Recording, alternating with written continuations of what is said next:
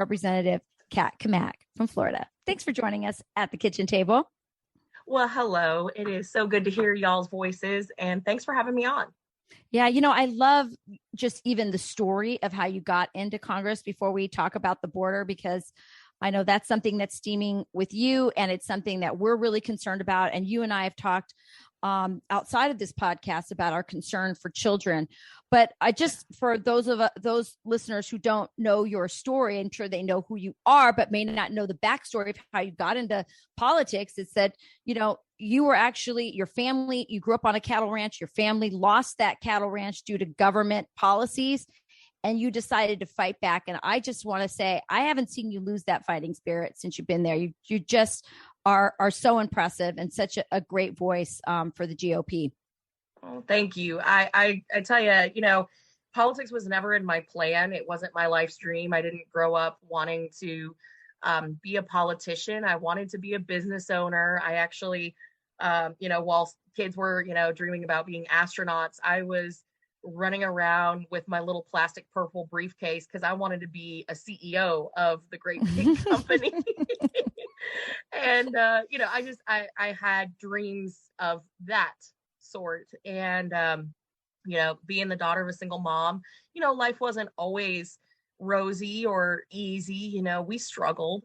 And, but, you're growing up in the country, and looking back now, I'm like, my gosh, I hope my kids get that same opportunity, because growing up on a small cow calf operation, you've got chickens and you got dogs running around and you got horses and cows, and you grow up rodeoing. And, I barrel raced for 20 some odd years, and, showed chickens in 4-H, and that was my life. And, I had every intention on going to school, and I was very lucky. I was the first in my family to go to college. And last month of school, 1 month out from graduation, we got the news that we were losing everything. I'll never forget that day. It was like a bomb went off in our world. Getting the phone call that you've got 23 days to evict. It was wild. And I didn't understand at the time how it had happened or why it had happened. And as the months kind of trudged on, we were homeless for a long time, several months. And I started doing homework. I started, listening to talk radio, and I was Googling stories about, all these people who were finding themselves out on the street, losing their homes. And I got angry. I mean, just a real fire in the belly, irate, angry, and found out that it was a government program. It was a big package that had been passed out of Washington, over 1,800 pages in legislative text that nobody in Washington had bothered to read. And it was families like mine that were getting hurt the most, because people in DC had not bothered to think about the consequences of their actions. And so I had a decision to make. I got offered a job to work on a campaign in Florida from a family friend. And I told him, I was like, I have no idea how to run a congressional campaign. He's like, you'll figure it out. And I literally Googled how to run a congressional campaign and moved across the country with nothing but clothes and some fishing gear, because I was president of a bass fishing club. I know my street cred is really, really taking a hit here today. Chickens and bass fishing, I know. But yeah, our listeners would love that. Well, then y'all are my kind of people. It's kind of how I got my start in politics. I mean, it was that experience of really experiencing what big government can do to you and your family in a very real way that got me involved in politics. And it's been the driving force of getting government out of our lives in so many aspects, because whether it is taking away your home, or forcing you to do things that you don't want to do, like, the vaccine debate that we've been having in this country. These are all things that have very real consequences for everyday folks. And that's really what's been driving me ever since I've been involved. Well, it brings us right back to where we're at right now, because, those Obama era policies that ended up leaving you homeless. We see big government policies coming out of Washington, D.C. that are affecting people at the border. And part of the reason we wanted you to come on, both Sean and I have been impressed with how I should say, stark your language is, because it's not just hurting the people at the border, it's hurting little kids. And you have called Joe Biden the trafficker in chief. Yeah.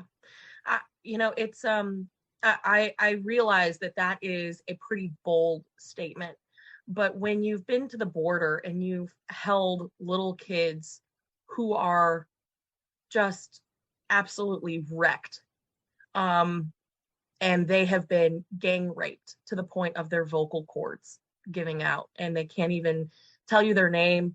Those are the experiences that stay with you, and to see firsthand how these children's lives are forever changed.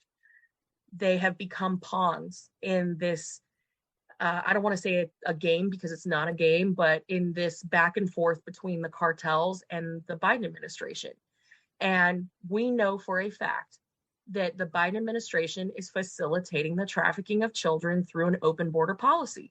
There is no way to explain it otherwise, because when you have an administration that refuses to enforce the laws on the books, halts construction of the border wall, prohibits border agents from doing their job, continues to build soft-sided facilities that are meant to house, process, and subsequently release people into the United States, when you stop the MPP policy, when you continually talk about getting rid of the last tool in the toolbox, Title 42, the health directive that is allowing us to turn away some individuals, but not all, certainly.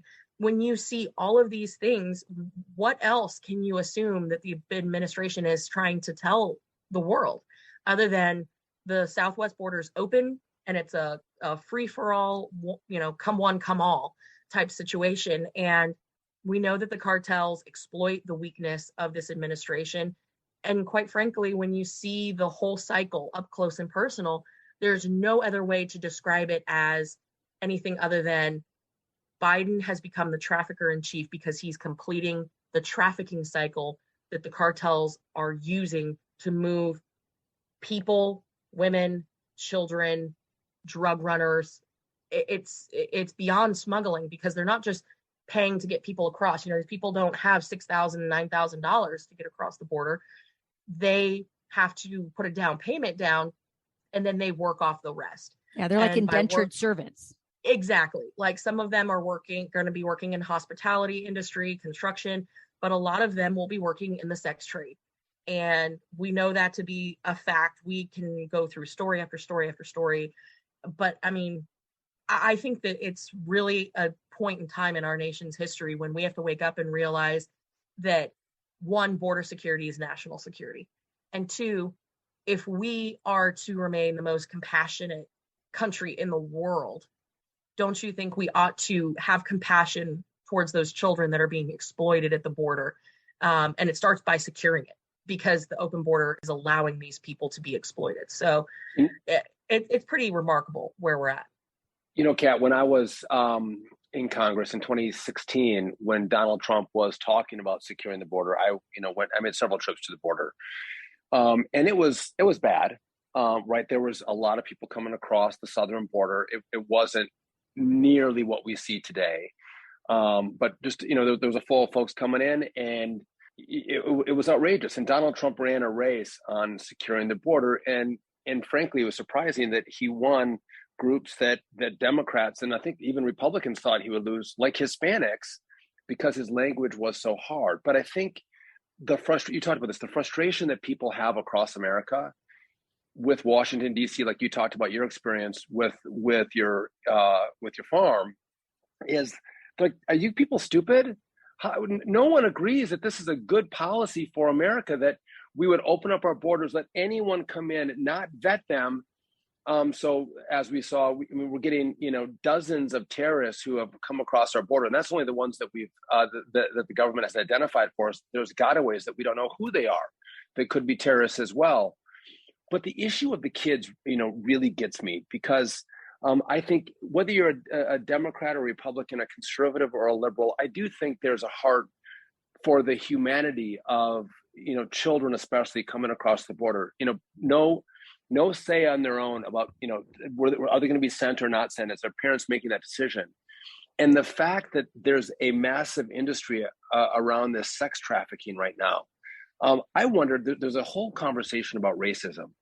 I wonder, do Democrats not care because these mostly are little brown children that are coming across and they can be sex trafficked? Mm-hmm. They can be thrown into these hostels where men take advantage of them. Because I wonder if there were European kids coming over, that there would be a different response. But because they're from Central America or South America, they can be sex trafficked. They're pieces of meat that they don't seem to care about the lives of human beings that are being absolutely destroyed. I was a prosecutor. When someone is sexually assaulted, it is not a momentary event. It is a lifetime event for someone who is sexually assaulted. They'll be traumatized forever by what's happened to them when they're 8, 10, 14 years old. I mean, that's 100%. I mean, I touched on it a little bit earlier, the 9-year-old. On my very first border trip, I was in the Donna processing facility, and there was, and they still have it. I've been back to the border several times, and I go to the processing facility. They have this like playpen. It's this pretty big purple and pink and baby blue playpen where the really young unaccompanied children are at. I'm surprised they let you in, Kat, to be honest. I don't take no for an answer very well. And I actually have had to talk my way into these places sometimes, but I've been able to really build relationships with some of the agents down there, and they know at this point. They're like, listen, we're told that you're not supposed to film and you're not supposed to do this, and so just don't do it. And then what are they going to do if I do? I mean, yeah. It's kind of one of those situations. But my very first trip, I met in this little playpen this 9-year-old girl, and you could just tell this little girl was a broken human being. She was traumatized. She was holding her knees. I walked over to her, and I just kind of got down eye to eye level with her, and kept asking, ¿Cómo te llamas? And she was trying to open up. I could tell she wanted me to sit there with her. And she finally tried to tell me her name. An agent had to pull me aside and say, her vocal cords gave out screaming. She was being gang raped. Wow. She's 9 years old. And I went back a second time about a month later. She was still there, and she saw me. And I mean, I remember sitting there just holding her and just sobbing. Oh, I'll cry right now. I know. I mean, and I don't care if you are white or black or brown. I mean, your heart just breaks for these kids that are being used as pawns. And I really, shame on AOC, who was so quick to go down and, cry in an empty parking lot and claim that it was for the children. Where has she been? I've not seen her once.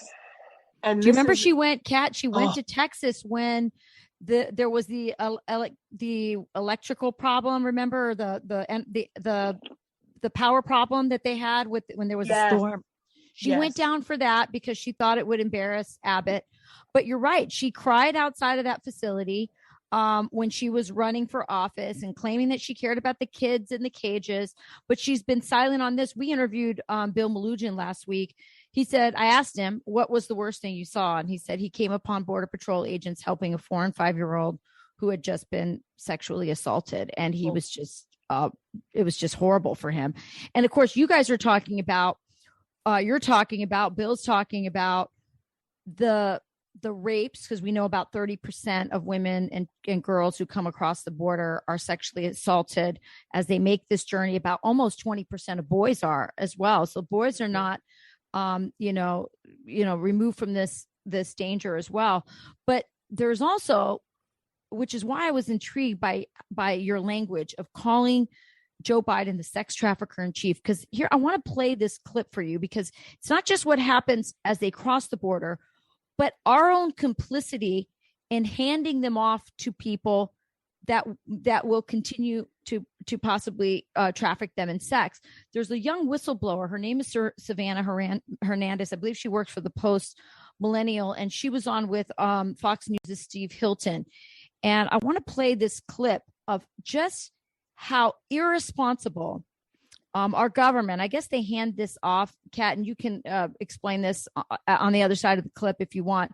We contract all these NGOs, who, by the way, are making tons of money. The Catholic Church, yes. Lutheran services. There's also a whole myriad of Soros-funded left-wing NGOs, and they're the ones pressuring the Biden administration to keep on with this policy. Everyone's making money, but look at how loosey-goosey they are with the lives of these children. Can we play that clip? On top of these children being shipped throughout the United States, the employee that spoke to me provided me with an email that was basically stating that these children were being handed over to improperly identified adults, meaning that the paper that the Office of Refugee Resettlement is giving these employees, they're not making sure that the adult on the paper matches the adult they're handing this child over to, and it's absolutely insane. Kat? I'm not surprised. I hadn't heard that clip before, but I mean, the things that we've been able to uncover through the work that we do on Homeland Security Committee, I discovered a pot of money, about $130 million, that is meant for people that are on the verge of homelessness, like single moms or families on the verge of homelessness, and veterans on the verge of homelessness. Something you can relate to, by the way, having been homeless yourself before. Something that hits home pretty quick. Yeah. We found out that the Biden administration was using those funds to actually pay for plane and bus tickets for illegals. And they were filtering it through organizations like Catholic Charities and other NGOs that are at the border. And when I asked for receipts, radio silence. And they said, well, good luck getting receipts from Catholic Charities, because we wanted to find out exactly where they were buying the tickets, what was final destination on all these tickets that they were buying. And when I asked how they were processing all these under 18 and even those that are over 18, they said, well, as long as they say, that they are who they are, then it's no problem. Many of them don't have IDs. So and I've witnessed this firsthand, when they go into the airport at McAllen, Texas, for example, TSA has been given orders by the Biden administration that as long as they present paperwork that says, I am John Doe, and I'm John Doe because I say I am, I'm good to go. They don't have to present photo ID or government ID to get on the airplane, whereas you and I absolutely have to. I mean, it is so, as you said, loosey-goosey in terms of the verification. And when you talk about the kids and the placement of these kids, which then falls under Health and Human Services, there's no way to track where these kids are going. I actually asked one of the agents as they were trying to figure out the next step for a lot of these under 18 kids. I said, so what happens to them? And they said, well, HHS is supposed to take them. And I said, okay, well then what does HHS do? And they said, well, the kids give the agent a number, the HHS employee a number, and as long as the person on the other line says, yeah, I'll take them, then they ship them out.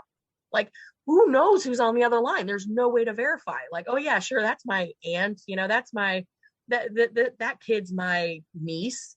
Give me a break. We know these kids are literally going to trafficking operations. It's absurd how this is being verified or lack thereof.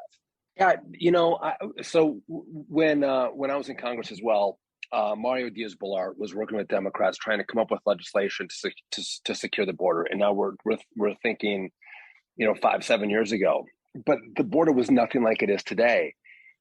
Do you have any Democrats who share your concern about what's happening to the kids, about the number of people that are coming across our border, the impact it's going to have on low skill, lower income workers, the Homeland Security risk of not knowing who's coming across, those people who may want to do us harm? Are you seeing more Democrats, even privately, share your concern? Because I would think that with what's happening, there's good Democrats in the House that they'd go, you know what, we got to fix this. This policy is insane. What are you hearing from Democrats? Well, to your point, Sean, yeah, privately, I've had several Democrats who have expressed real frustration, dismay, and anger at what's going on. And they immediately follow it up with, but I can't say anything. That how Speaker Pelosi runs the House. I mean, it's like watching a 4-star general. She rules with everything she's got with an iron fist. It's remarkable to have colleagues on the other side of the aisle say, I'm with you 100%. I agree. Oh my gosh, this is terrible. But I'll get primaried if I vote this way. Nancy will make sure that she dumps millions against me and she'll primary me, or I'll lose my committee assignment. I mean, it's wow, even more infuriating to hear that. I would almost rather them just not say anything at all, because at that point you're putting politics over people's lives. And I think that that's where a lot of Americans are today. I spoke with several independents at around the polls. It was election day here in Florida, primary day. And I had several independents who said, I'm just so sick and tired of the hyper extremes. Like, what happened to doing the right thing? Why can't we just do the right thing as Americans? But Kat, I think people are there, but earlier in when we were having this discussion, Sean said, well, you think people would come together, at least and agree on the kids, right? But I saw throughout this pandemic, Democrats willing to hurt kids in order to push their agenda. You see it all the time, whether it's the border or vaccines or masking or school closures. I have been shocked and now desensitized to what they are willing to do to children, to the most vulnerable, to the elderly, in order to push through their ideology and their power. So it's not surprising. And I think, Sean, you bring up such a great point. What would happen if these were Ukrainian little girls who were being, raped by Russians? Oh boy, we'd get that story. But nobody gives a damn about these little kids that are coming across our southern border. And by the way, Kat, you also deserve a lot of credit for exposing the formula situation. Here we had moms in America, struggling so hard, traveling from one grocery store to another, trying to find formula because we had a shortage. And you were the one who exposed piles of it lined up sadly, for people who come across the border who have babies with them, but they shouldn't be there. They should have remained in Mexico. They shouldn't have made this journey. Last word. We got a couple minutes. I wanted to give you a chance. Well, no, I mean, thank you for bringing that up, Rachel. That to me speaks volumes about the Biden war on women in America today, because not only do we have the baby formula shortage, which was 100% avoidable, completely a result of a FDA that had no idea what they were doing. But now we're seeing, the tampon shortage. We're seeing at every turn, like if you are a young woman in Biden's America today, you are getting screwed at every turn. I hate to say it so bluntly, but you really are. Yeah. And it's heartbreaking. And that baby formula issue continues to persist today. I've been on the phone with the manufacturers, and they continue to run into roadblocks with red tape and bureaucrats in Washington. And I still continue to get photos and videos from agents who are having a hard time getting formula down the road at their local Target in McAllen, Texas, but they're having to unload it out of the back of tractor trailers at the border for the processing facilities. And I was so angry when the White House came out and called me a liar.